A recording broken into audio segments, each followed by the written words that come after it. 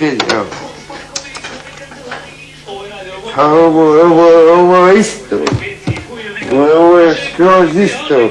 Samo što je ovo obična slika, a ovo umjetničko djelo, pa nije džaba Van Gogh.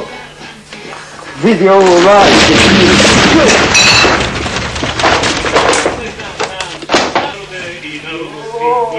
Milena. Joj, Milena. Šta ću ti urijat sviru, daj zavoj, daj flaster, daj nešto. Daj nešto.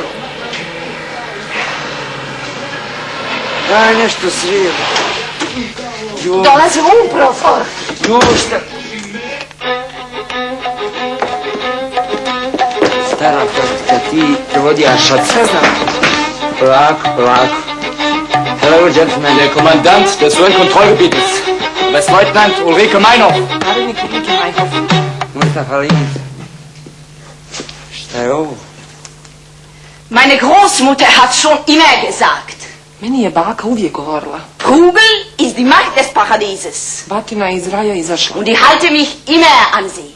Ja se toga pridržavam uvijek. Ich werde euch noch zeigen, wer Ulrike Meinhof ist. Mute, ona je Ulrike. Pošto luda.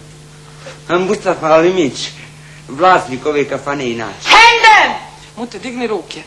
Šta nisam luda, dižem ruke. Hände! Gazda, molim te, digni ruke. Ruke, šta, kako da mi je to neki problem. Joj! Keine Explosionen mehr!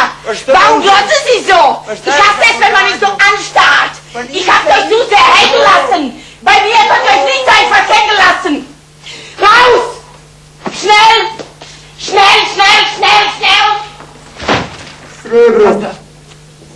Srebro je očo. Jeste. Joj, sad sam se istraumatizirao.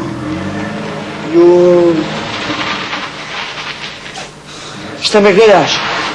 Uzmi papir i olovku, brzo.